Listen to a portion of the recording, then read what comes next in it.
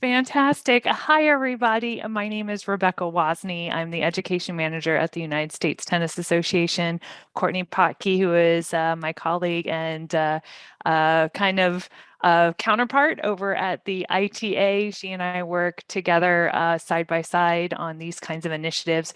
We're really excited to be with you here today. This is our second installment of the 2022 joint education learning series between our organizations.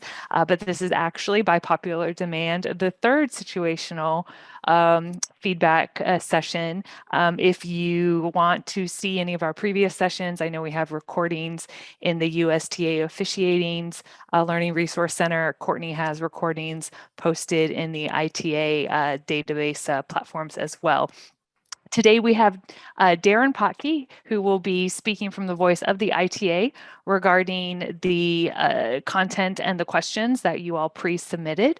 He will be addressing them from the perspective of the ITA events. Andrew Walker is here from the USTA, and he will be talking about those situations and questions from the USTA perspective. We hope that through this conversation, you begin to see that there are a lot of similarities between our organizations. We definitely want to make sure that we key in and we handle the differences appropriately, but we are partner organizations in the industry of tennis, and we look forward to being able to build on that partnership going forward. Thank you to everyone who actually pre-submitted questions and scenarios before the webinar. Our team here has vetted the list. We have a lot more to talk about from that list than we have time for today. We're going to get to as many as we can. I know Darren and Andrew are eager to start talking, but like Matt said, if they're discussing something and you have a question about it, throw it into the chat. A lot of times we're able to help clarify questions related to what Darren and Andrew might be discussing at the moment, and we'll do our best to follow up afterwards. So without any other further ado, I'd like to pass it over to our hosts, Andrew Walker and Darren Potke. Take it away, gentlemen. So glad you're here this afternoon. Thank you, Rebecca, and a big thanks just to you and Courtney for all the prep and the work that goes into getting these webinars going. And the planning, and to the team at eSkills for all the support that they give us for holding these webinars. So with that, I think based on today's list, Darren, we'll just get going. Can I interrupt you real quick? Yeah, go for it. So yeah, it's nice and cool here in Atlanta. I think the heat index is 115. So we're in the heat rule today. But I also wanted, on behalf of all U.S. officials, congratulate you on being named the chief umpire of the U.S. Open. You've done a tremendous job in an assistant role for many years. You're one of the best chief umpires, not just in the U.S., but in the world. And I know, being from a slam country, certainly this is probably a lifelong goal and dream of yours. It's been realized. So looking forward to the media bashing you when the first thing that goes wrong happens, because you know they will. But a sincere tip of the cap and congrats on being selected, a very worthy selection. So congratulations. Well, thank you, Darren. And a big congratulations to you as well for attaining your silver badge as a referee a couple months ago. So yeah, enough about that. Yeah, enough about patting each other on the back, but thank you. Sure. So you kind of started it off with the heat thing, because in Orlando right now, I stepped outside a couple hours ago to go grab my mail, and it's gross out there. Yeah. And I think we're at 95 with a feels like of 103 right now, just a little bit humid. And that brings us to the first question that we've got on the list. And somebody submitted a question regarding what can a player have at the back fence or off the side. I think we all know that players generally will stick a towel somewhere. But in this specific scenario, a junior player brought a water bottle back with them. And the question, yeah, just like that. There you go. Got to keep hydrated. So question is that allowed? I think this official in their question said, you know what, initially I didn't think it was, but my site referee said, no, it's okay. So I think first thing, let's just hit the towel piece. Yeah. And of course we can have a towel, Right. But at least in, the friend at court in the code, it talks about the towel needing to be placed outside of the net posts or at the back fence. And generally, even if the back fence, it should still be outside of the boundaries of the court in the back. So if we've got single sticks, it can still be in the back, but against the fence, but out beyond those either the net post or the single stick imaginary extensions. Yeah, depending on the facility, but that's the utopia. Yeah. Try to get the players to do that. And generally, we don't want to hang them from fences and things because they're going to fall, they're going to come down, they're going to cause possibly a distraction, safety issues. The number one thing here is safety, obviously. But from a perspective of junior competition with USTA, if a player wants to bring a water bottle back there, and as long as it's not a safety hazard, that's totally fine. I put it next to the towel in those prescribed areas. But the big thing is it just can't delay them. So as the server, they've got that 25 seconds. It just can't be causing a delay. Is there anything different in the ITA world, Darren, for that? No, and remember on the USTA side, if the receiver, we're talking a reasonable pace to the server issue here. Whereas in college tennis, as we know, both players get the same amount of time. But no, I don't see any difference on the ITA side. I've seen a lot of players do that. In turn, especially as we get later in the season. We were just in Orlando for the D3 NCAAs. I think you're in the heat rule every day. We had a few players doing that. As long as it's not a safety issue, distraction, and the player is ready to play in whatever rules we're playing under in terms of the time between points, I personally don't see a problem with it. Your thoughts? No, I mean, Okay. I think put it back. I mean, I've even had some professional players do that. They feel something coming on in the heat and they'll stick something back by their towel. And as long as they keep the pace, it's not really an issue. So with that, I'm going to jump to another question, Darren, that you and I were just talking about before we jumped in that kind of goes along the same theme.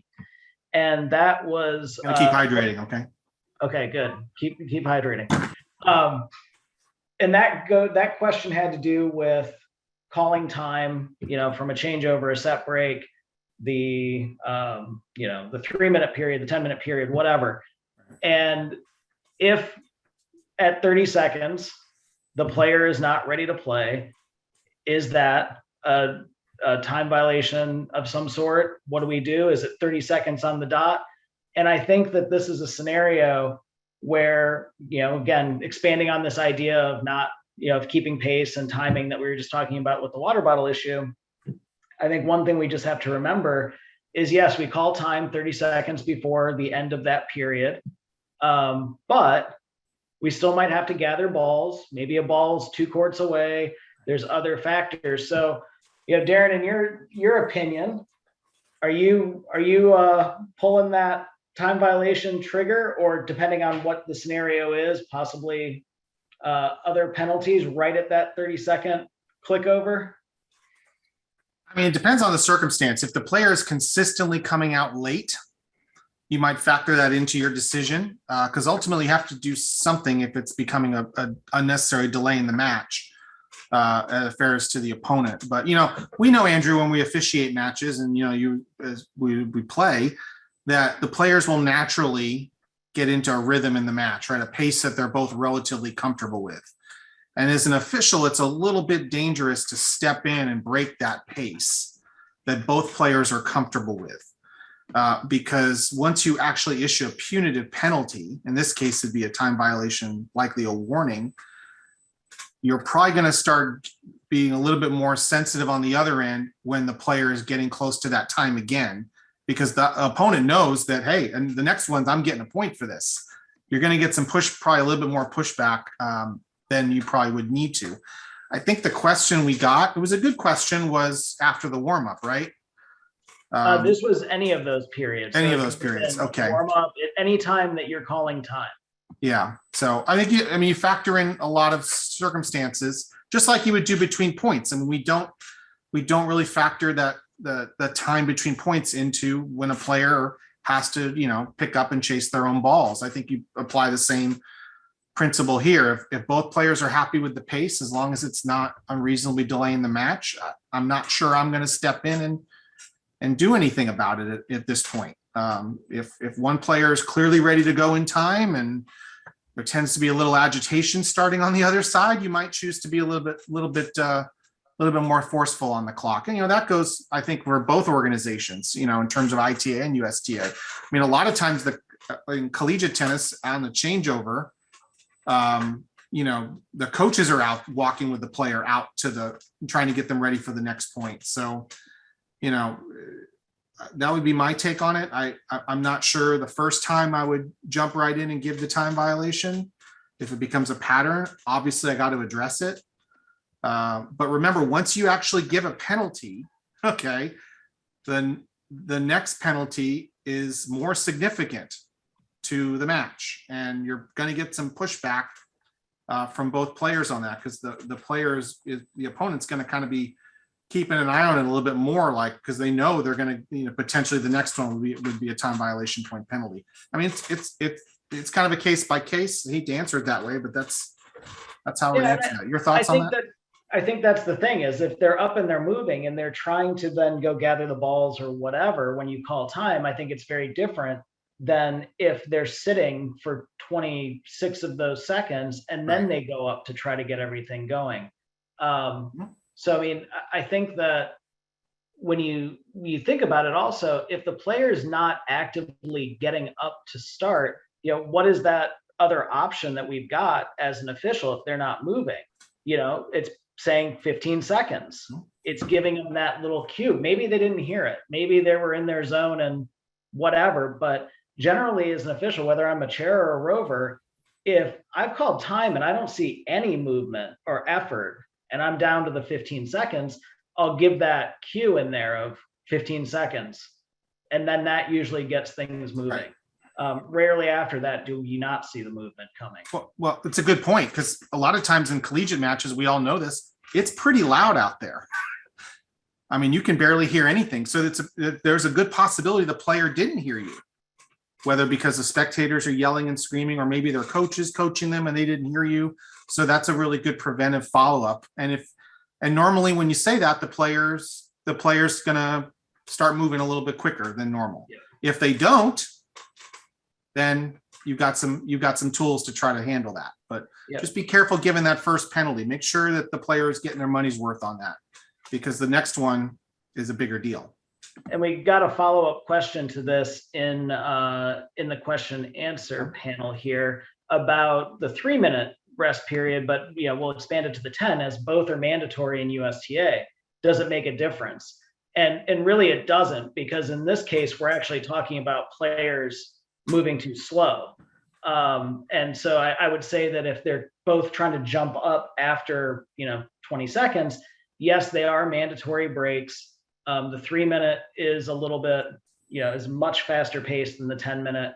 But the regulations do say they're mandatory. And so we do still call time, though, at 30 seconds prior to the end of that rest period, knowing that realistically we're not starting play. But if you start play at 2:55 instead of 3, it's not the end of the world. Yeah.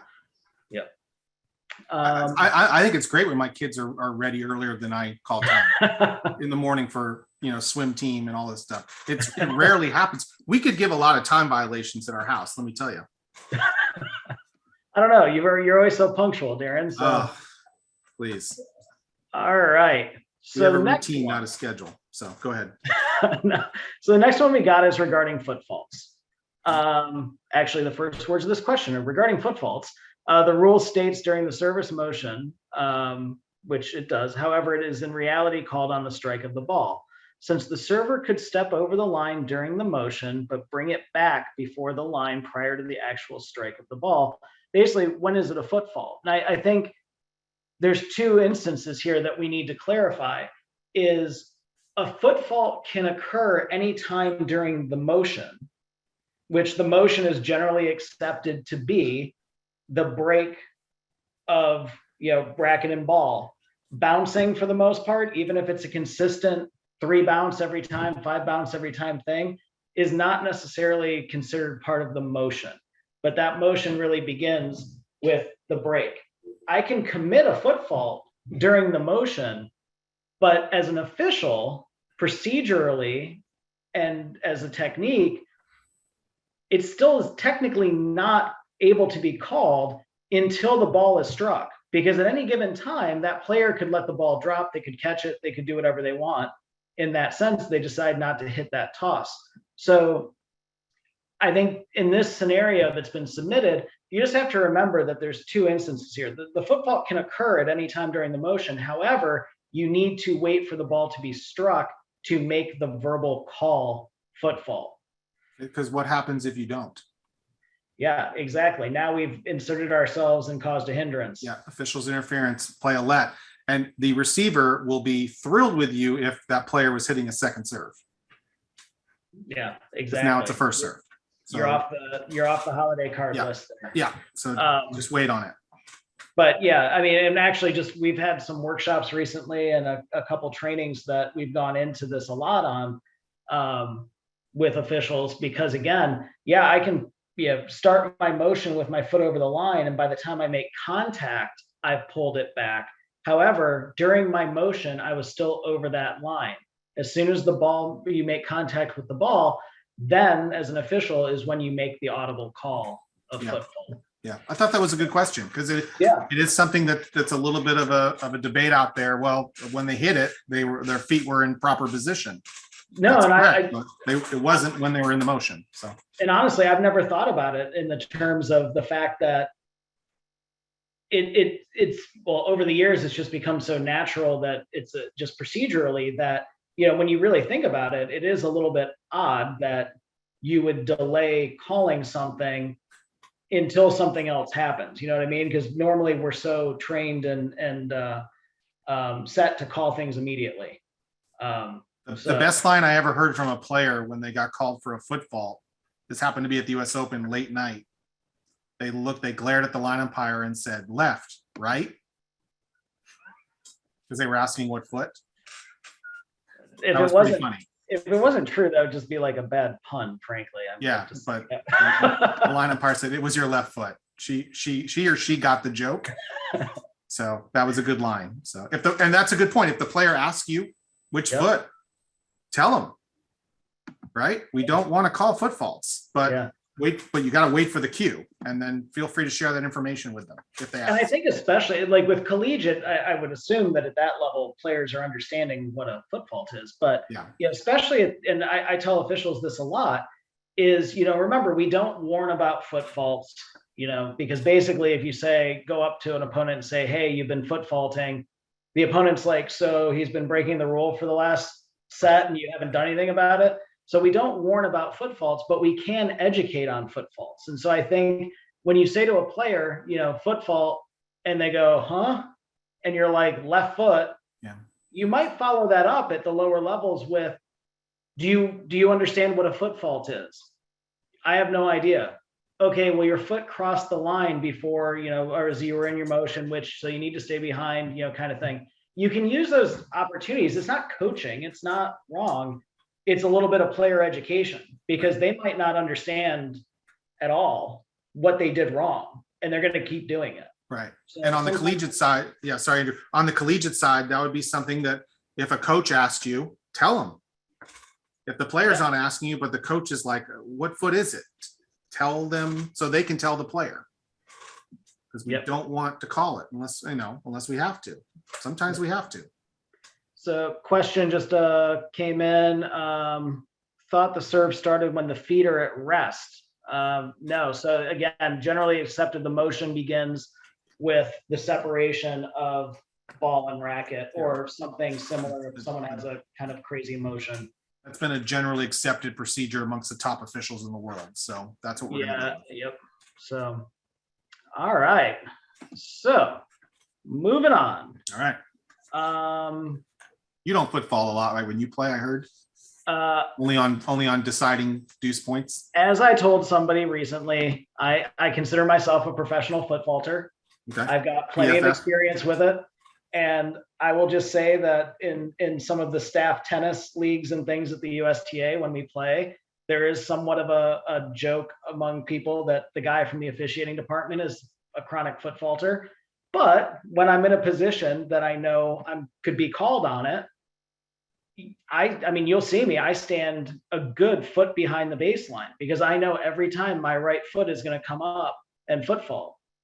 And I've had, when I was like 8 years old, I had pros sticking my foot in ball hoppers, trying to get me to stop from dragging that foot in the service motion.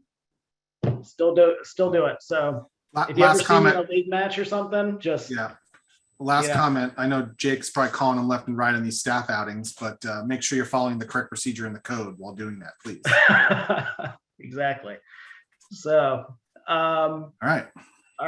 So next one, I think we're going to go up to something here. Let me see. I'm listening to you blind. I don't have it in front of me, so I'm ready. So we're going to dive into a couple of situations regarding behavior and the new suspension point thing. But before we dive into the rule change that came out on May 1st, a question came in about suspension points for league. And the email that all of our officials got and the webinar that's up on our Learning Resource Center and all the information about that new suspension point system applies to junior and adult sanctioned tournaments, generally in the level 1 to 7 space. A section has the authority to adopt it into Net Generation junior circuit play and things, but generally it's in effect for adult and junior and wheelchair levels 1 through 7. League has its own policies that they're working on at the moment for a separate system. I can't dive too much into that at the moment, but as we said in those communications, that policy and the new rule changes and things. So basically anything involving table 17 in the friend at court does not apply to league tennis. Okay, so with that, let's dive into this new rule change from May 1st, from the USTA perspective, at least. So on May 1st, this is the associate one, right? Yes. So associated person. So I think all of us that spend time around junior tennis have seen behavior from players and people associated with those players has gotten worse over the years. So last year, the junior competition group was looking at some options, and towards the end of last year, beginning of this year, a call item was submitted for the USTA annual meeting in March to be voted on and approved by the sections to do exactly what this rule change did, was now include associated persons as someone who the player can be penalized for. So if we remember, the friend at court always has said, if there's abuse from somebody who's with a player, that you need to tell them to leave. And if they don't, then you can go into the code. And as far as table 17 was concerned, the only option that contained anything regarding associated people was the physical violence category. So what's happened now is any person associated with the player can be held accountable for those actions. Meaning that mid-match, if someone associated with the player does something that, had the player done it, it would be a code or some sort of penalty during the match, it could even be a default, that the official can now issue that to the player. Post-match behavior is also included in that. So we've gotten a question about that, and I will read it here. Just want to make sure I read it right. While you're doing that, I mean, obviously that's hard. That's difficult on the player, right? Yep. So we want to try to get it stopped maybe first, unless it's so blatant. Yep. But I think that's the big thing, though, is if it's something we would give a soft warning to a player on, right, you would do the same thing. But if it's an obvious code violation, sure, then you got to give it. So the question that came in here, parent watching a match, so an associated person, you'll notice that term a lot because we don't want to limit it to just mom, dad, coach, whatever. It's anybody associated with the player. Girlfriend.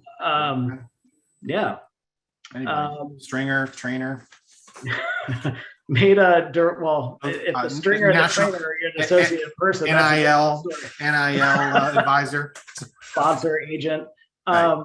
Yeah. So when in this situation, basically a parent made a derogatory remark about their child's opponent and somewhat aggressively called them a cheater. I believe a cheater and maybe an effing hooking or something along those lines. So, I think obviously if a player said that to their opponent, we're beyond a soft warning in that point. So we're going to start diving into the code. So in that situation, that is an example of where we would say, look, there's no soft warning there. Dad, mom, whoever it was, yelled that code violation, unsportsmanlike conduct, and that child is getting the applicable code violation. Now, again, I need to see the details on exactly what was said, how it was said, to see if it could rise above just a simple code violation, which is possible, and then go from there with it. But either way, that's going to the player. And now that player is not only getting the code violation or the whatever applicable penalty during the match, but they're going to get the suspension points associated with it. So one of the things, and this is where I want to clarify again with ITA, because I was just at a tournament recently, Darren, where somebody said, was told that they needed to give a code violation for post-match behavior, which in USTA, game, set, match, we can't give code violations, but we can write up post-match conduct for suspension points. You want to dive into the ITA world on this one? Remember the ITA times, but and it's something that's relatively unique to college tennis, and that's the concept of a carryover penalty. We talk about this a lot in certification stuff because it can get a little confusing. But the player has the ability, after a match is complete, whether it's an individual tournament or their match within a dual match, if they do something after that rises to the level of a code violation, it's a code violation. It's announced that way, and depending on where in the tournament or where in the match would determine where that penalty goes. So in the collegiate world, there is absolutely such a thing as a post-match code violation. Sometimes the teammate gets hurt by it. Sometimes it's put on right away if it's a tie break. I mean, there's all sorts of ways, all sorts of rules of when and where you put it on. An individual tournament, it might go to their next match that they're in, whether it's singles or doubles, consolation, what have you. But that is a collegiate absolute procedure, and everyone I'm pretty sure is pretty well aware of. There is a concept of a carryover code violation. I happened to actually be involved in the match in 1997, which actually caused these rules to be written, believe it or not. It was not something I did, of course. It was something one of my teammates did. But it actually caused the carryover rules to be rewritten. It was actually a match that I was a player in a dual match. So I'm very familiar with these carryovers and how they should be applied, and more importantly, the mistakes sometimes that are made, because we had a situation at a conference championship this year where the winning player actually got the carryover penalty. And ended up having to put it on a tie break at number one singles. And, that was a very interesting discussion with not just the coach, but both coaches, because neither of them believed me that actually this player was going to get the penalty, because they look up at the scoreboard and see that one player lost. So it is definitely a collegiate concept. So, yep. And I just want to say, for any more information on this topic, please go to the Learning Resource Center, and there's a great webinar with Christina Brace and Rebecca on there that goes over this rule change. This is something that's important enough that they felt the need to implement it mid-year. It's rare that we get a May 1st date of application for a rule change, and it was felt that it was important enough to do so. So, Rebecca, I see you just popped on. Yeah. We had a great question that I don't recall how that we have fully communicated this in the webinar that you just referred, or in some of our other resources. So, Andrew, the question is, what if a spectator action or persons associated with the player, what if their action is reported, but it's not observed by the official.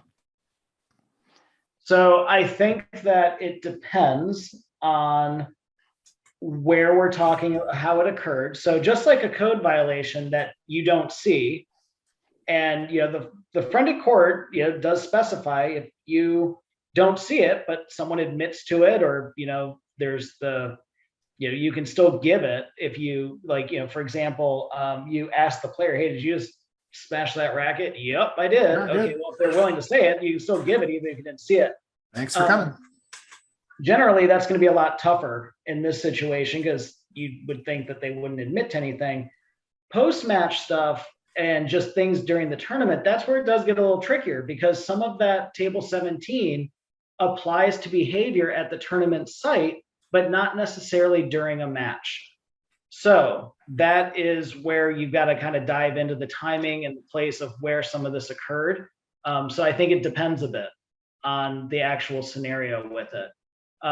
The other question that came in with that I saw was, what if it's just a really aggressive fan, or someone who's just really diehard fan? If it's obviously, you've got to kind of do your at least a little bit of watching to see if the person is associated with that person, but again, or that player.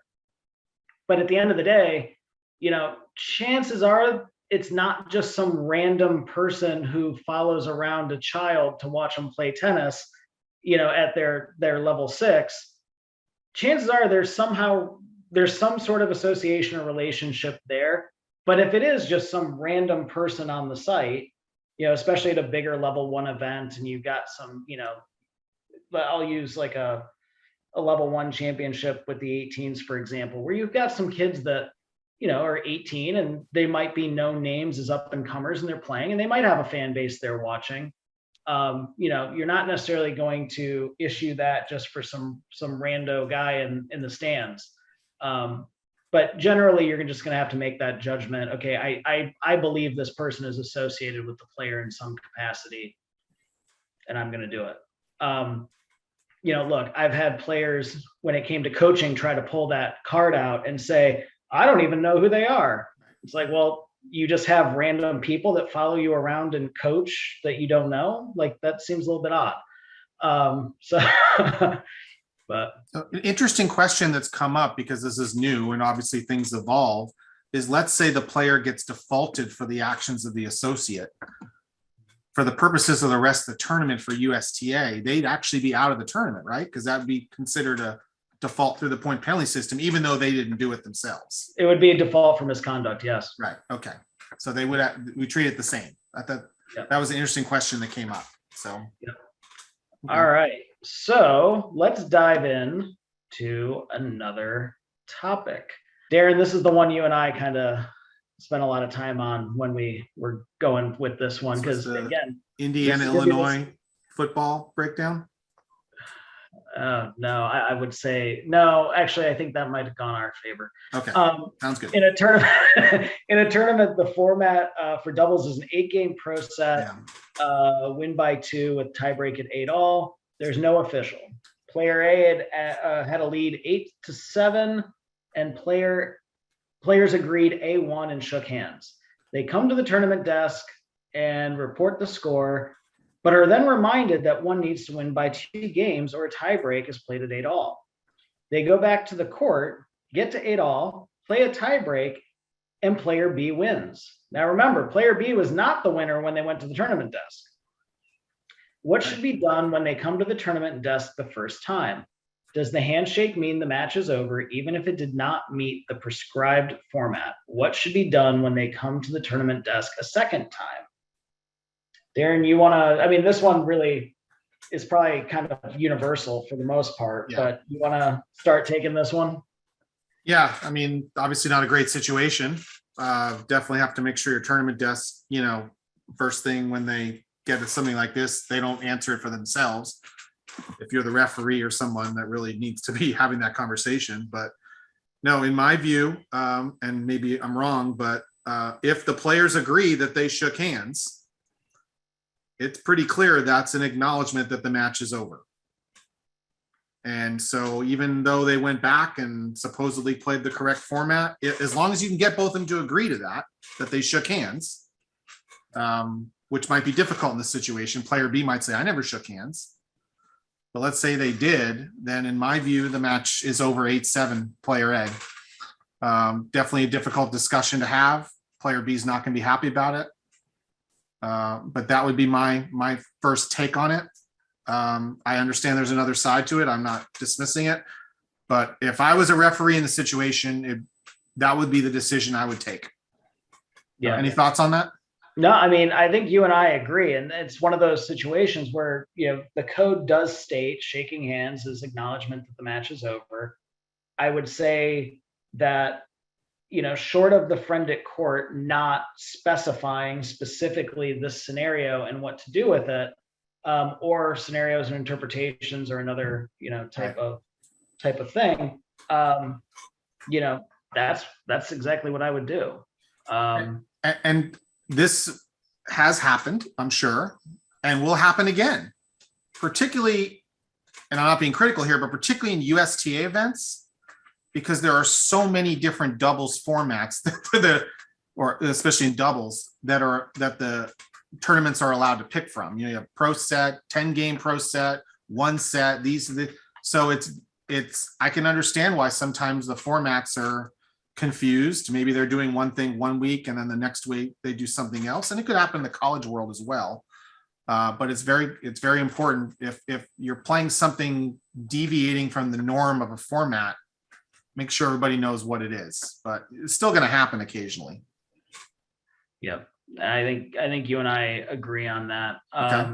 I want to jump back into sportsmanship thing real quick, because a question came in that actually kind of takes us back to something, what we were talking about, and what is the proper verbiage for a post-match issue in USTA?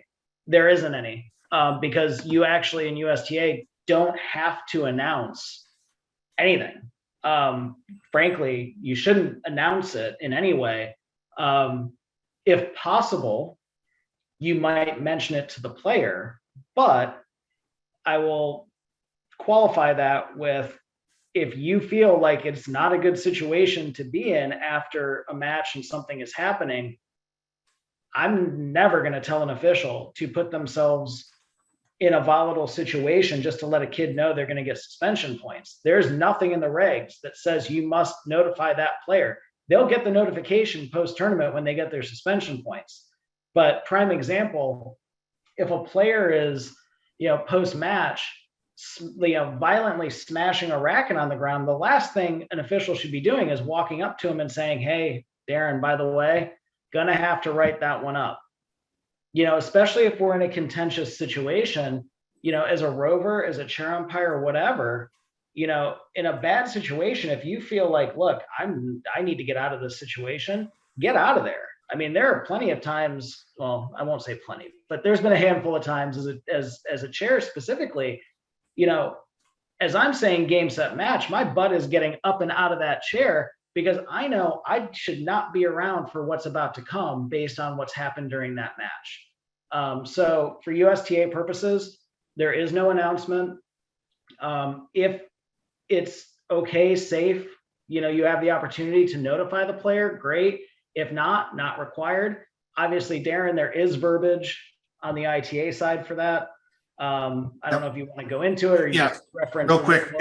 It'd be just like any other code violation. Code violation, audible obscenity, point penalty, X school. I'm sure there's alums of 155 schools on here. I don't want to insult anybody. Excuse me. Code violation, audible obscenity, point penalty, Cal State San Bernardino.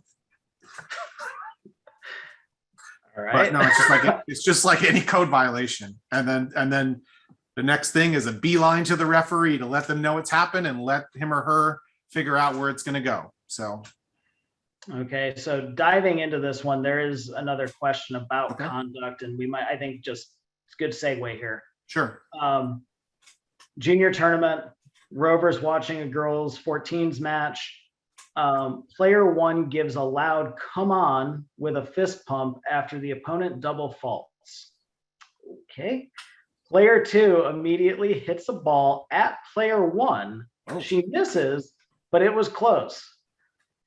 I brought both players to the net to talk to them, explaining why each event was poor sportsmanship and how each needed to correct their behavior. I did not give them a code violation since each would cancel the other out. Later after the match, I thought maybe I should have. So there's a lot to dive into this one. Yeah. So first, depending on, let's start with the come on. How about we start there, Darren? Yeah, so, sure. That one's got a little bit of judgment in it. I think the second one probably is pretty clear. So I think this is the one where you need to see exactly what occurred there. Yes, saying come on after a double fault is poor sportsmanship no matter what. But was it directed at the opponent, eye contact, the whole deal, or did the player turn around and do it? If the player turned around and did it, it's still poor sportsmanship, but that's not a non-sportsmanlike code for taunting or anything like that. If we're talking eye contact, aggressive, taunting level offense, then that would be worthy of a code violation. Now, the second part here is the player that hit the ball at the opponent, because as Darren, you just said, it's a little bit more clear cut. But to me, again, you need to see how it happened, because depending on how close it was, we might be talking default here. That's a possibility. possibly. Yeah. So even if you have two players doing something and they both earn a code violation for it, the fact that in your head you think, okay, the point and the point are going to cancel each other out, you still got to give them, because then codes come with suspension points. So we can't make an assumption that something's going to cancel each other out. But in this scenario, I don't know that the first one is a code depending on how it happened. And the second one, depending again how it actually occurred, could have risen to the level of a default. Depending on how it goes. But Darren, what's your thought on this situation? Well, first off, I applaud this official, whoever wrote it in, for some self-reflection. Absolutely. That they said, maybe I did it, and so that's great. That means you're thinking about it, and you don't expect this to happen. Like, we had a situation in a tournament one time where the two opponents who had been no problems the entire match, all of a sudden out of the blue, both committed a simultaneous code violation. I mean, it was almost laughable, like within 2 seconds of each other. So you're not ready for it, right? It happens, and then you have to quickly process. So I applaud this person for thinking about it. But no, you absolutely, if you determine that the first one's a code, and we've obviously determined the second one is at least a code point penalty, you have to give it both. For one, it might affect the score. You might be at a situation where the point penalty ends the game. Exactly. And then obviously what happens later in the match if something happens? Well, that player now has to get a game penalty based on their behavior. So, definitely if it's a code, just because they both did it at the same time, there is no canceling of that. I understand maybe why, there was a logic there, but you have to give it. Now, if I may, Andrew, in the collegiate side, taunting has become more and more of an issue in college tennis. One reason is because of the atmosphere that the players are playing under. It's a little bit charged up, and where it's become a little difficult for us as officials to determine is the situation where, like, for example, where you're at, or not right now, but at the national campus, where you have above level seating and you have the player on the court side of the court that's facing the seating. A lot of times when they win a big point, they're doing all this, but they're really directing it at their fans up there instead of the player sometimes. So that is something that is difficult judgment. I always say about taunting, you kind of know when you see it, but it's becoming more and more of an issue, it seems like, in the collegiate side.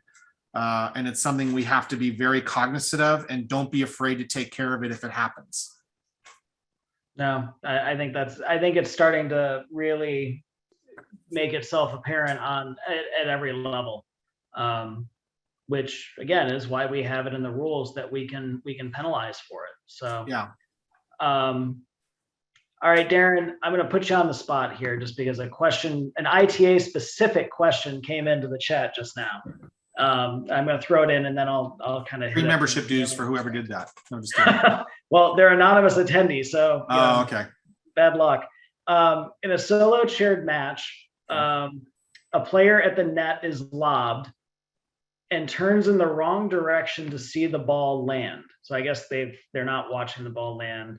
The ball is clearly out. Neither player makes a call. I intervene and ask the lobbing player, did you see the ball land? So I think there's a couple different things to address here, but what's your first take on this one? I've heard people argue both sides of this one, particularly if it's clearly out. I actually had somebody say to a coach, we all know the ball was out. Okay, so that's what we're going to go with. The problem is that as ITA officials, we are not supposed to be making those calls. In a USTA situation, you could argue in the solo chair procedures, if it's a clear mistake, which this sounds like it was, you could. Although we've talked about that earlier, you tend to be on a little bit of thin ice. If the player, I kind of default to the player didn't see the ball. So I'm not sure I'm going to allow that. I'm not sure. I do not feel I can make that call as a chair umpire. We don't make calls. So, yeah. But I understand the logic of, if the ball was clearly out, remember the opponent has the chance also to say that. 9 times out of 10, they probably won't. Mm-hmm. If the body reaction of if the reaction of the players is a certain way, you might be able to sell that out call, but they really have to see it to call it. Remember, they can't get any assistance from anybody. Sometimes the coach will be like, "Hey, it was out. It was out." They can't assist. Thoughts on that? Might be a little bit confusing here is they asked the lobbing player if they saw the ball land, not the player who was lobbed. Okay. Whose call it would be. Yeah. So maybe that's just a typo in the question, but basically it's an unsighted situation, and I don't believe that, especially on the collegiate side. That's a very dangerous precedent to get into, especially on the collegiate side. You start making calls. Don't do it. Yeah, I could see it in an environment though of like if the ball is so clearly going to sail possibly even over the fence, like it's a lob that was just so poorly executed that this thing is flying into the next bank of course. It's like one of your shots. Yeah, exactly. I don't have much finesse when it comes to lobs. So, I think if you look at it in the situation of like, all right, this thing is sailing so far along that almost everybody just gives up on it. And yes, there's the rare situation that a gust of wind could blow it back in the court or whatever. Yeah. I could see where somebody would just kind of give up on it and everybody just kind of goes and assumes. So when it says clearly out, for us, clearly out could be a couple inches, but clearly out could also be, 20 feet. Yeah. So it's just that one came in. I thought it would be an interesting. Well, you could always ask. Yeah, it's a good question. You could always ask the player, "What was your call?" Yeah, that's maybe he'll take the cue. 50-50 shot. I might get overruled here. So let's see. I'm assuming he was talking about one of your serves, since you're serving from the service line. Hey, look, a serve. Yeah, a serve lob is a work of art, Darren. Yeah, it is. Okay. It is. It's very effective. Yeah. All right, let's talk boundaries for a second. Okay. 2 matches going on courts side by side. Obviously, in the college world and USTA world, that's happening a lot. Yep. And in many cases, in very close quarters, depending on how the courts are built. A ball is played that goes into the adjacent court's playing area. The adjacent court players are on the bench at a changeover. Lucky. Yeah, exactly. Player runs down the shot in the middle of the adjacent court and puts the ball back in play. So the first part of this question is, when is the ball out of play? And the second part is what happens if the players are on the court and not at the bench, and the player still goes into their court to play a ball. So ITF rules of tennis dictate all the scenarios basically when ball goes out of play. So in this case, this ball, based on the question, it hasn't hit a permanent fixture. It hasn't bounced twice. It hasn't, been returned. Like, so the ball is live. Players are not necessarily limited by the boundaries of their own playing area. So in this case, that player has every right to try to run over there and hit this ball, especially because they lucked out. They seriously lucked out that no one was on the court at the time. They were on a changeover, and get that ball back in play. Now, Darren, I'm going to turn this part over to you because this is the part you were talking about yesterday, but let's dive into what happens if those people weren't on a changeover. Right. Well, that's true. I mean, obviously the player runs onto their court. I think that's probably the basis of either player being able to call a let that's actually on the court. Where sometimes people get confused is the player who is running onto the court gets hindered, right, by having to move around another player, and then wants to claim a hindrance for that. And that answer is no. They can't claim a hindrance because they're not on their own playing surface. But obviously, if they're in the middle of a point and somebody else runs on the court, I'm pretty sure that's a pretty good basis for a let being called on that particular match. But the other player cannot claim any sort of being hindered for that particular ball, in my view. I mean, it's pretty athletic for them to get all the way over to the next court to try to hit it. That's pretty good. But this happened. I think you bring up a good point, Andrew. This actually happened in a collegiate match I saw this year, where the player put the ball what they thought was away because they bounced it in, and it was bouncing onto the next court. And before it actually bounced the second time on the next court, their foot touched the net, and the roving umpire correctly called touch. And that was the argument that they had, was the ball. It was a clear winner. The player had no play on the ball. You're correct, but unfortunately, the ball was still in play when you touched the net. So that's a good learning tool there. It didn't hit a permanent fixture. It didn't bounce twice yet. Doesn't matter what court it's going to. It's still technically in play. So just in the last few minutes here, Darren, we've gotten a couple clarifying questions or follow-ups to the whole thing about that lob question. So let's hit a couple. Okay. Seems to have lit a fire. Good. For some follow-ups. So excellent. All right. It says ITA is clear on it. USTA in the code says the player is supposed to call their own ball out if it's clear, correct? Well, in either case, the players are supposed to call. Oh, you're talking. I see what you mean. So you're saying in the sense of sportsmanship, a player should tell their opponent, "Yeah, my shot was out." Okay. Yes, in theory, a player should happen to that if they do. So I mean, that is part of the code. I think realistically, how often do we see it? Happens occasionally. Yeah. And then if you're giving out sportsmanship awards for that tournament, put their name in because they were brought up right. Now, so, if they do that, they get 2 suspension points off their record, right? Is that? No. Oh, no, okay. they do not. Once they're on, hey, don't confuse people. Come on. Okay, sorry. But here's the big one. What if the lobbed player asks you if the ball is out? Are you allowed to say the ball was out as, say, the rover or the solo chair umpire?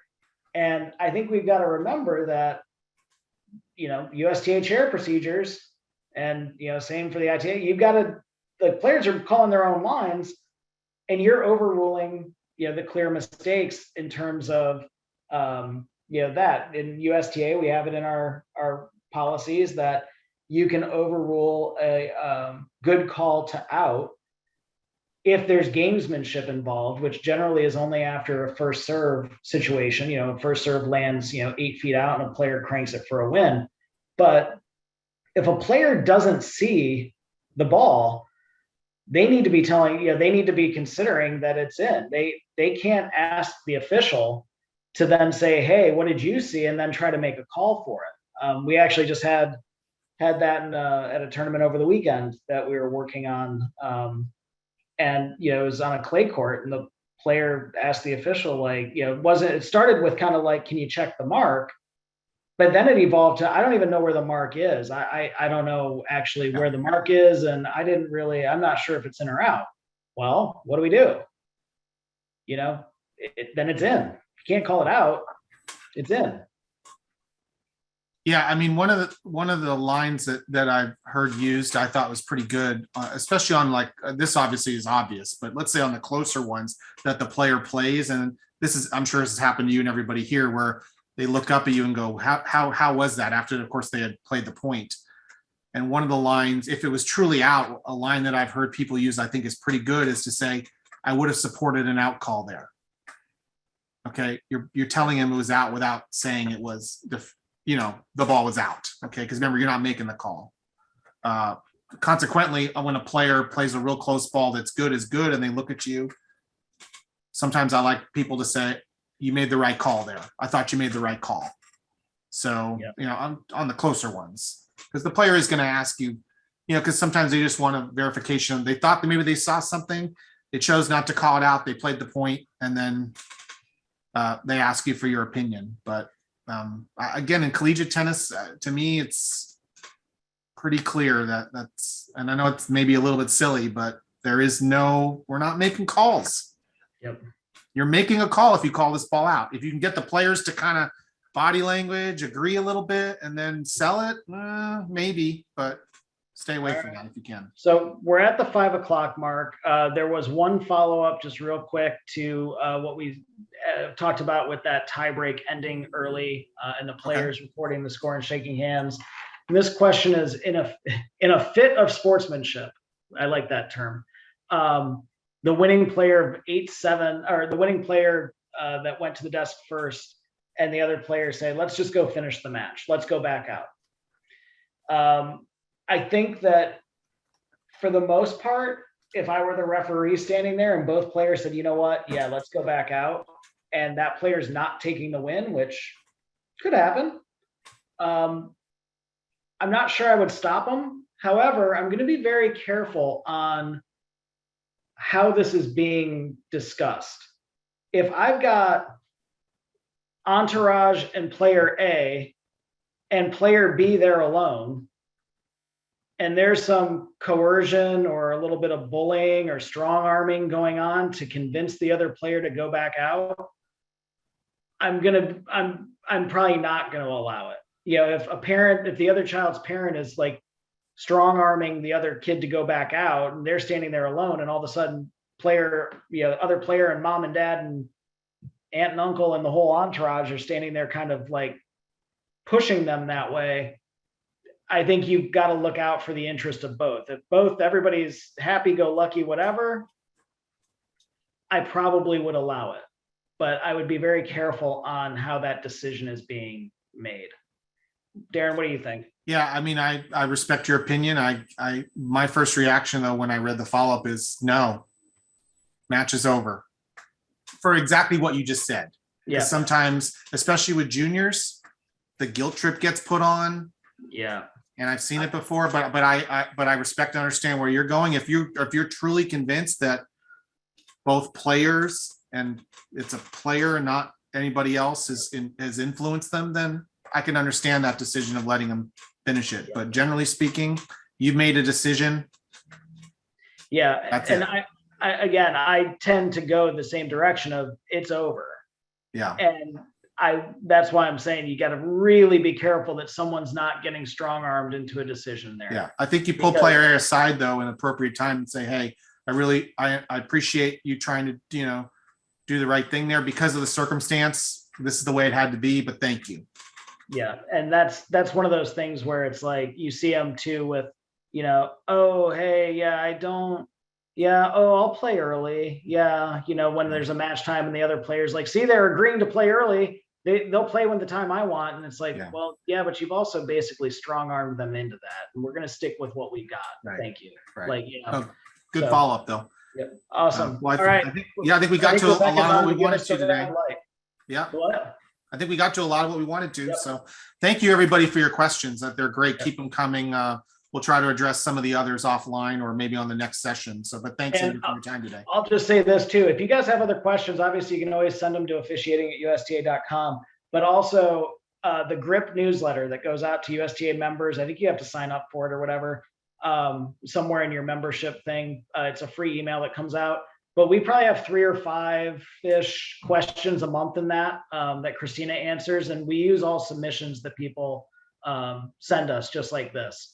So if you're looking for more, that's one place you can find it as well. Okay. Stay cool, everybody. Rebecca, did you want to say anything, or were you just giving us the hook? I was very gently letting you know we were a little over time. What a great discussion. Thank you so much for your time and your expertise again today, Darren and Andrew. Matt, I will give it over to you to close this out. Well, that will do it for today. Special thanks to everyone, our presenters for their excellent presentation, and a big thank you also to the audience for attending and for your participation. Again, if you have any additional questions, please send those to Rebecca at rebecca.wasney@usta.com or to Courtney Potke at officials@itatennis.com. So that concludes today's webinar. We hope to see you again soon at future events. Have a great rest of your day and take care, everyone. Thank you so much. Thank you. Thank you, everybody.